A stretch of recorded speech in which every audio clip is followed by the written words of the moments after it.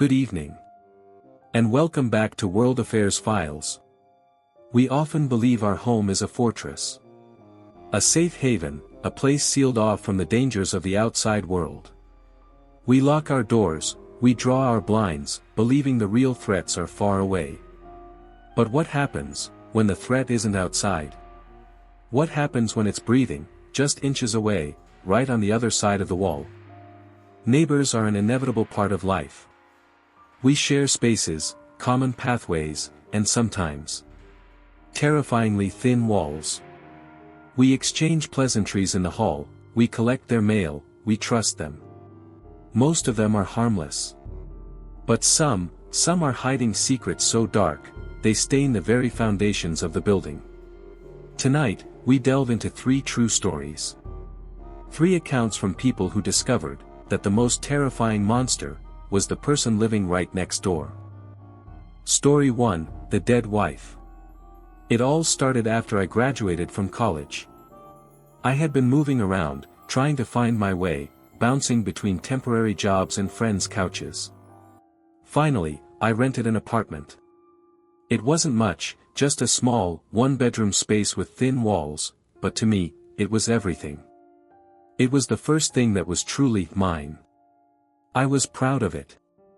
Technically, I was just renting, but for the 30 days after I paid, it was my kingdom. I lived alone and had no friends, simply because I didn't want any. My life was easy, just work, and solitude. That was all I needed. Or so I thought. That solitude, that predictable quiet, became a vacuum. And that vacuum was about to be filled. It started one night, while fumbling for my keys in the dimly lit hallway. I heard a whisper. Very faint. Like someone talking to themselves. Lower voice, I turned around. The hallway was empty. Just peeling wallpaper and flickering fluorescent lights. I figured my ears were playing tricks on me, that I was just tired from work, and went inside. The sound was gone. I usually stayed late at work, sometimes not getting home until 2 a.m. The office was quiet, and honestly, I preferred it. I didn't have much to do, but I needed that time to myself. In the hallway, I'd occasionally run into Paul, my neighbor. He always smiled, a wide, quick smile, seemingly a happy person. Life went on, until I befriended Sarah, a colleague. We discovered we liked the same bands. A month later, I invited her to my apartment. It turned out, Sarah was in a bind, and needed a place to stay. Although I was hesitant. I loved my solitude. I agreed to let her stay for a while. As we reached my apartment door, laughing about something from work, I heard that whisper again. This time, Sarah heard it too. "Did you hear that?" she asked. We stood still and listened. It was muffled, like a radio tuned to a dead station, but with a human voice trapped inside. It wasn't scary, just odd. The sound was coming from Paul's apartment. "Your neighbor is weird," Sarah said, an understatement that would soon become terrifyingly clear. The next day, Sarah left early. I was relaxing when there was a knock on the door. It was Paul. He looked annoyed. "Hey, sorry to bother you," he said, his voice almost a whisper, "but you and your friend were a bit loud last night. Please keep it down next time."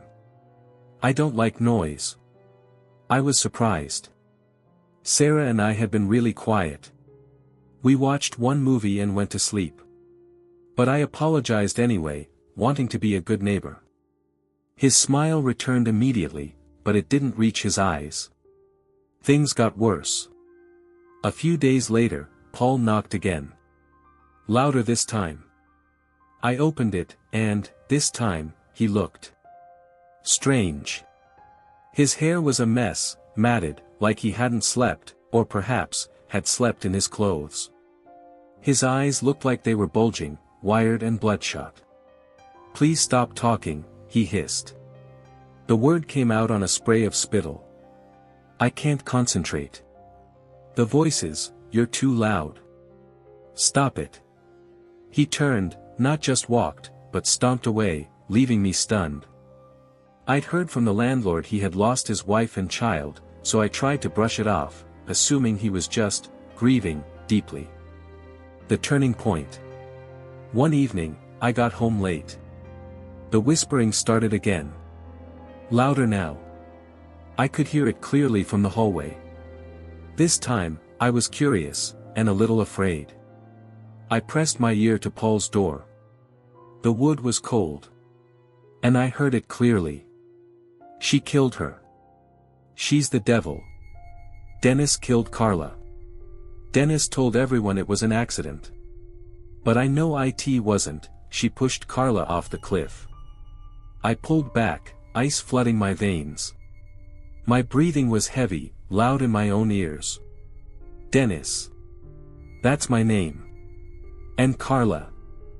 I remembered hearing it from the landlord. That was the name of his deceased wife. He wasn't just grieving, he was recasting the tragedy. And I was his new villain. Just then, the whispering stopped. Abruptly. I heard footsteps, heavy, approaching the door from the inside. I scrambled, ran to my apartment door, fumbling with my keys. I got inside, but I forgot to lock the door. The door slowly opened, just a crack, then wider. Paul looked around the room, his eyes scanning the dark, before stepping inside. I was hidden under the kitchen table, behind some moving boxes I still hadn't unpacked. My heart was pounding so hard I was sure he could hear it. He couldn't see me. Not yet. Suddenly, he grabbed the edge of the table and yanked it aside. "So it was you, wasn't it?" he screamed, his eyes locked on me, eyes full of madness. "You killed my wife, didn't you?" I shook my head, trying to back away, but I was cornered against the wall. He lunged. "My wife didn't deserve that." He lifted me up and threw me across the living room. I hit the edge of a coffee table, a sharp, agonizing pain shooting through me. As I tried to get up, he was on me, his large hands closing around my throat, slamming my head against the wall. Over and over. I bit down hard on his hand. He roared, and let go. I tried to run for the front door, but he grabbed my shirt and threw me again. This time, my back slammed into the bookshelf.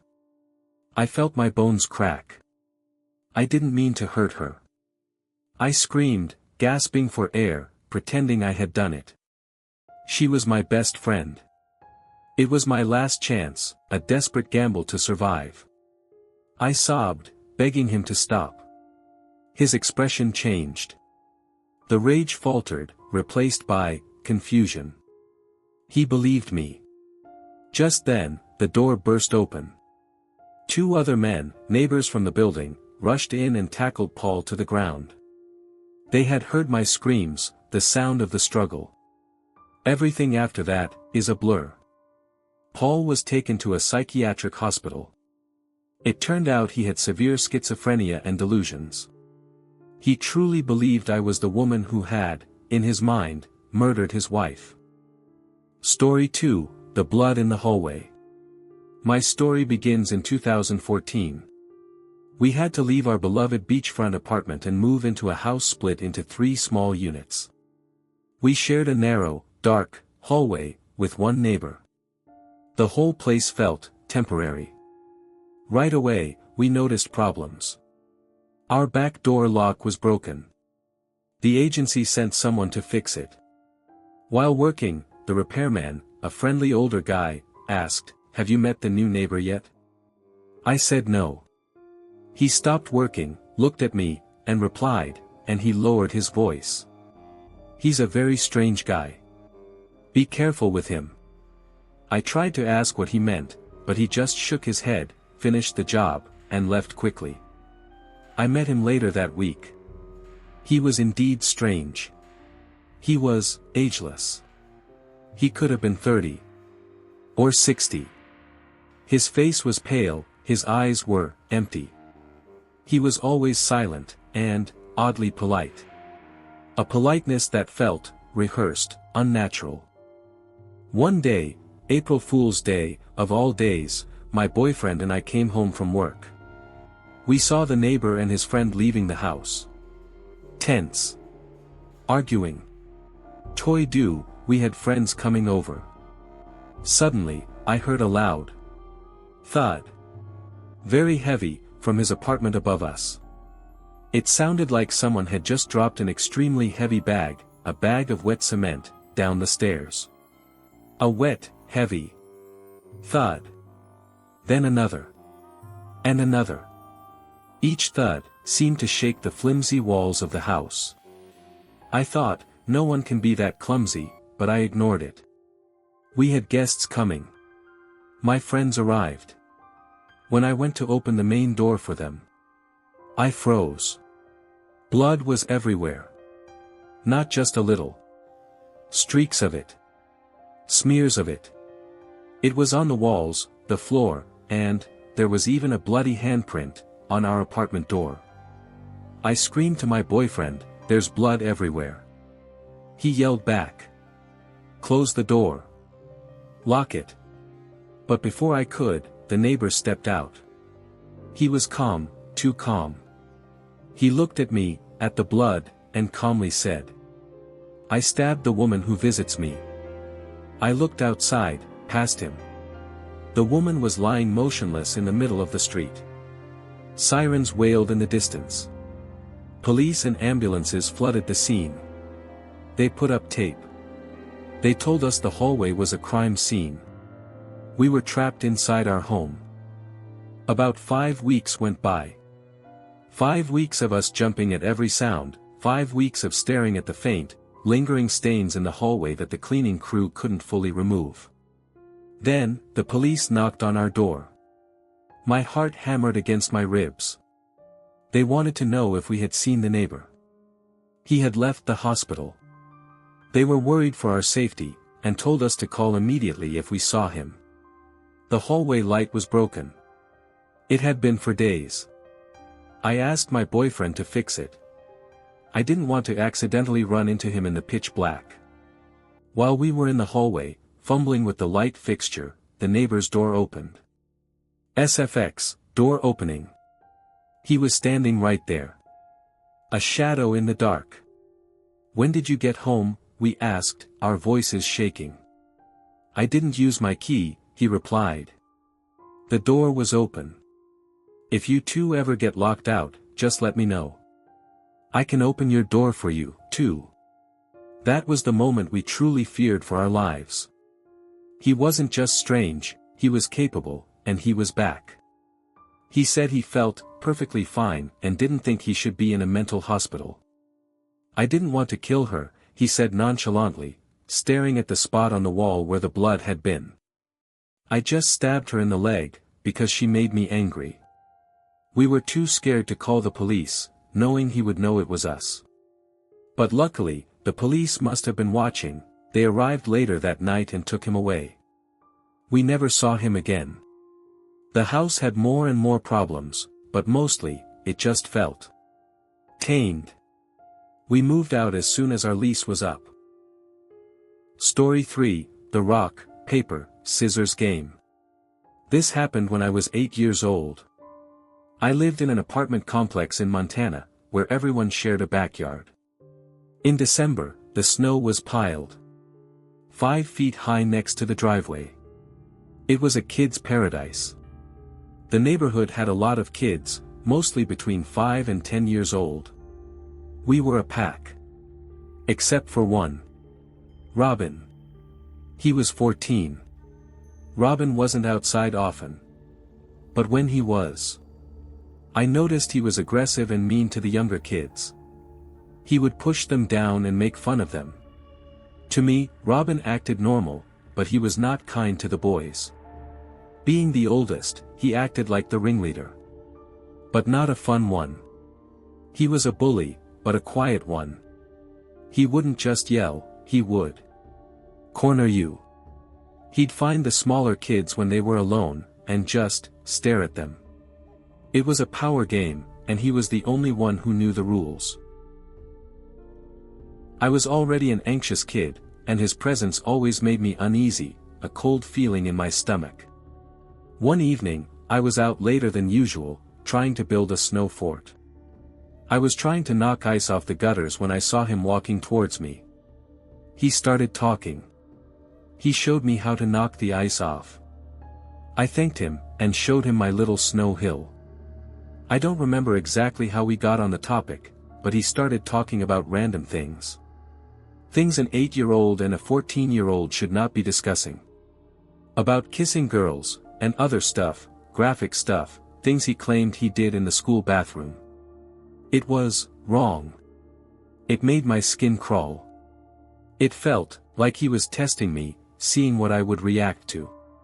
It made me feel very strange. I just kept sliding on the snow and listening, trying to be polite. Then, he walked around to the back of the snow hill, blocking my path to my door. "Hey," he said. "I have a question." But before I could answer, he quickly said, "Never mind." Thinking back now, I really want to slap myself for not realizing how weird that was. But at the time, I still asked, "No, tell me." He kept walking around, circling me, saying he couldn't, that it was too dirty for me. Finally, he stopped. Right in front of me. "Okay, fine." I was going to say, "Let's play rock, paper, scissors. A simple game." He smiled then, a smile that didn't reach his eyes. "If I win, we have to kiss. But if you win, we don't have to, unless you want to." I froze. The snow, the cold, everything disappeared. All I could see was his face, looming over me. He was almost twice my age. I sat there, in complete shock. My 8-year-old brain couldn't process the words, but it understood the danger. Luckily, my survival instinct kicked in. "Wait," I said, my voice trembling. "I have to go inside and get something." I jumped up and ran to my door. I didn't feel safe outside anymore. I turned back, my hand on the doorknob, and lied, "I have to go in because my mom said it was too late." Surprisingly, he just said, "Okay," and we said goodbye. I went inside and sat next to my mom, who was working on the computer, shaking. At first, I was scared that if I told her, I would get in trouble for egging him on to say it. But after a moment, I decided I had to tell her. My mom didn't yell. She turned to me, her face full of concern, and complete shock. A few days later, I had to talk to some police officers. It was terrifying. A few months after that, Robin and his family moved away. Suddenly. I'm sure it was to escape the trouble. To the parents listening, please listen to your children if they tell you something like this. And always, always, be careful who you talk to. Walls don't always keep evil out. Sometimes, they just hide it from view, until it's too late. These stories remind us, that even in our safest places, we must always be vigilant. Because the monsters are real. And sometimes, they have a key to the apartment next door. Have you ever had a terrifying experience with a neighbor? That feeling that something was off? Comment with your story below. I read them all.